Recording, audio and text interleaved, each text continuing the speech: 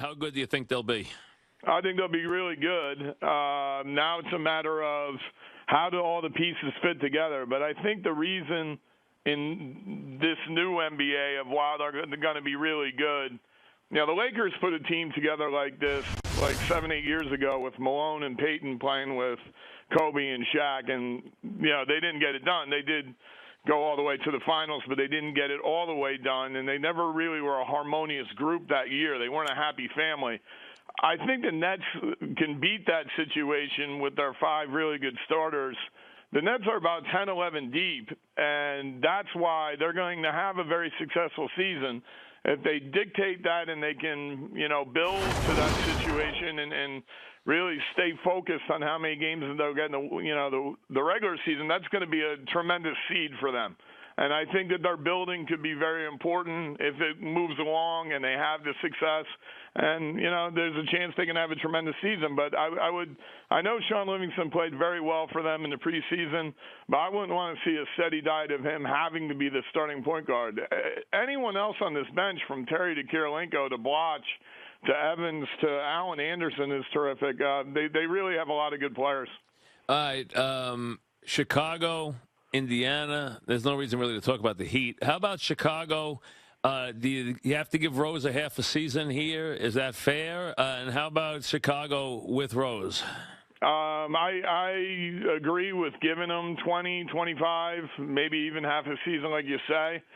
I think that, you think you can watch a team for one night and you know everything about them. But I happened to watch last night because the Knicks play them tomorrow night. And, there's going to be some questions about their perimeter scoring. They're scoring off the bench. How much will they really miss Bellinelli and Nate Robinson? You say, well, that's not that big a deal. They got back Derrick Rose. But it is a big deal to the balance of your roster. And their front court is very solid. They're going to win a ton of regular season games because that's what Tom Thibodeau likes to do. And, he coaches for every minute, every game, and he'll play his guys a lot. But will they burn themselves out?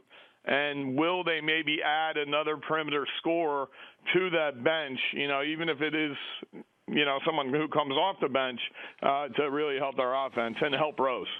Do you think Indiana is as good as last year? They will be dangerous against Miami because of their size, but do you think they'll be as good as last year?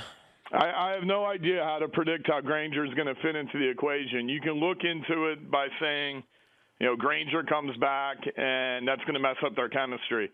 Or does Granger come back and then he and George are just terrific at 2 and 3 on the wings, similar to what Miami has? It's kind of hard to say. But the 3 guys that they added to their bench was C.J. Watson, who did not have a good year in Brooklyn, but is a better representative point guard than that. And then Scola to add to their mix of their bruising, and then maybe even Copeland eventually when he's ready to go and get going. They already were a very, very good team. And, the point guard play will be questioned with George Hill.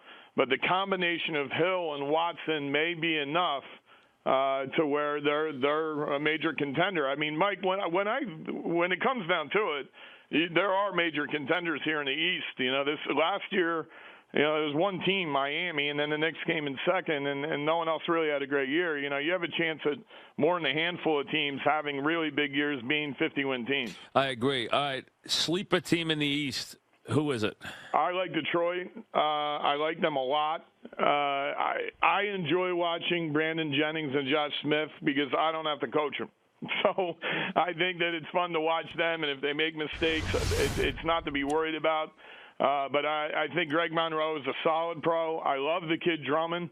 I thought he was maybe one of the best rookies, other than Lillard. He was probably the second best rookie that we have in the league. And I think that Mo Cheeks getting in there a little bit different energy, a little bit different flavor, and some new people. They have a lot of young players on their roster, but I just think they could be really good. West is weaker than the East for the first time in a long time, so things have changed, no question about it. Who's best team in the West? It's really hard to say. Let's go. I would team say if Westbrook is healthy. Is it Oklahoma City? I would say that first group is the Clippers, Oklahoma, and San Antonio. I would say those are the top 3 teams. But I have a scouting friend I talked to in the league yesterday who's adamant about how good Houston and how good Golden State are also going to be. Well, Van Gundy picked Houston to win the championship, and you know what? I don't know if it's because he used to coach there, but that shocked me because I just don't see that mesh of talent becoming a championship team. I think they're very good, and that's why I'd put them in the second group where you have them behind those top three teams. But, you know, the way that they play and the style that they play, Howard will change some things around. There'll maybe be a little bit more legitimacy to the half-court part of the offense, but they're basically a 94-foot team. And we all know that in the playoffs that can be pseudo-controlled, you know, depending on who the point guard is and how you deal with him. So, yeah, that happened last night, Mike. Yeah, Miami, you know, everyone's talking about Rose being trapped in the pick and rolls. The best job that Miami, I thought, did is they gummed up the middle of the floor, and they put four guys in the middle of the floor on the break, and they just ran in front of him and got in his way. And that's a real key. And maybe they know that from playing against Parker in the finals last year, but that's why Rose had a lot of a problem, and those sorts of things can be done against the Houstons, the Golden States, and the Denvers of the world.